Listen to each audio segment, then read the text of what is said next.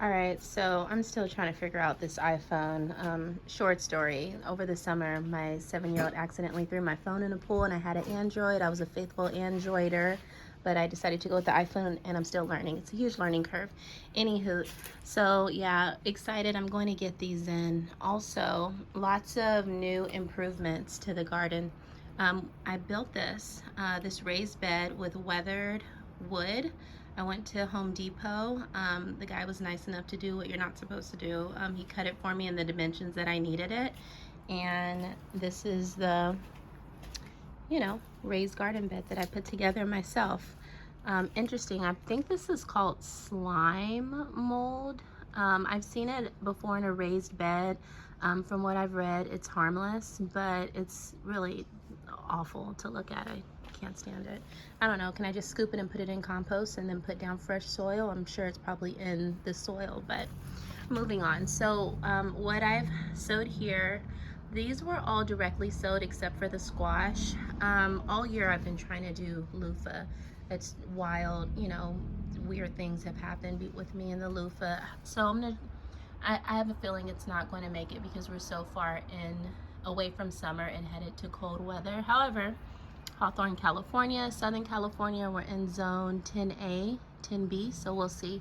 Sunflowers in the back, random tomatoes that volunteered, and then I have squash. I believe that's a kohlrabi or broccoli, I'm not sure. Peppers are still going strong. I grow peppers in bags, and I have a couple in the raised bed, but a lot of pepper production. We've completely pulled the tomatoes that were along here in our kind of like makeshift trellis. So instead of a field forest of tomatoes, those are gone, and the Kajari melon finally success with the Kajari melon. If you see in prior videos, it's been a struggle, but I was able to keep this plant going, and it is so happy. These two I pollinated myself, but I have others that are now, I mean, it's going, so it's self-pollinating, and I cannot wait. It's my understanding that once the melon turns like an orange color, then it's ripe. The okra is about to fall over and hit me in the face. I don't mind. I actually did not like okra this much. Once you grow something, you're completely open to it. One of the many beautiful things about gardening. Waiting for the avocados to turn dark. These are Hass avocados, and with this variety, once it turns dark, then it's okay to go ahead and bring in the house and continue to have it ripen on your countertop. I sowed carrots here. Little happy birthday, guys. Now this is experimental. We put carrots here last year. It was directly in ground. There wasn't a raised bed here, and they did okay. I'm hoping that since it's significantly raised, even though it doesn't get much sun in this area, the carrots will be a decent size, and we'll harvest them probably around Easter. Another watermelon, and coincidentally it's in the same exact spot that hubby pollinated the prior watermelon, our first watermelon win that I posted when the kids and I ate it. This is our second watermelon. So I'm thinking, I mean, it's like November and I'm trying to grow watermelon. It's crazy. However, it's on a trellis. This area gets pretty much full sun, and so all these leaves, I believe, are going to be able to create enough energy to ripen that watermelon in time. There's another watermelon here. I'm not going to be surprised if that doesn't produce anything, but excited for this guy. We moved the compost bin to here. It was sort of annoying behind the avocado tree. It was hard to get to, kind of annoying with turning it. Much better here, open space. And I've tried to grow things in this area since it's so close up against the wall and the sun doesn't hit it. Things don't grow well here, so making use of space. All right, moving on. This is so funny. This is the kumquat plant. When I first purchased it, it had kumquats and we enjoyed a couple, but it's definitely in an area where the time that it starts to put on flowers It's not getting enough sun. It was shaded by the tomatoes, so it's not too happy, but we're not surprised. We've discussed the fruit trees and how, you know, I have to kind of not prioritize their placement because we're a small space.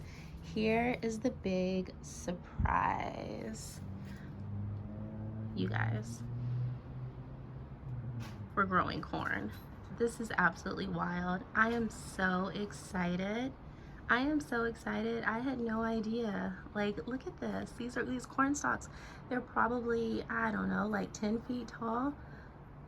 Unbelievable. I was born in Virginia and I have family in Virginia, and I was speaking with a cousin of mine, Cousin Buck, Cousin Lady, and he was able to connect me to Farmer Glenn Slade. So I, you know, was sort of giddy, fangirl, right? I'm talking to a farmer. It's so cool. And so he gave me a lot of good pointers. And look at this. Isn't it gorgeous? Ah, it's beautiful. Shout out to my VA fam. All right, also in there I have patty pan squash. I've been able to harvest one so far. I definitely need to pollinate it. Since I removed the cucumbers, my pollinators, all my bees, they haven't really come back. Every now and then I may see a bee, but not to the magnitude that I had when we had the cucumbers. So, you know, I self-pollinate and it's difficult to get in there and do so. Basil's kind of getting knocked back. It's not getting much sun. So we're getting close to the winter solstice. Or solstice. Now the shade, my shade here, the line, it's literally so far into the patio. So I start to transition from moving my crops, you know, up against the wall where this place would be completely, you know, this would get a lot of sun if we were on the summer side of things. But since we're moving to winter, I'm actually going to start putting more plants in the grow bags and capitalizing on the sun, the full sun areas. Some strawberry production, not much, but it's that time of year. One thing that I am very happy about is our lettuce bed. Lettuce was charred. The cilantro kind of got eaten up and dried out a bit, but it's coming back. And then what is this? The chamomile. I purchased this from a nursery, so we'll start making our tea as we get into cooler nights. So it has definitely been long overdue. Today is a prime time garden day.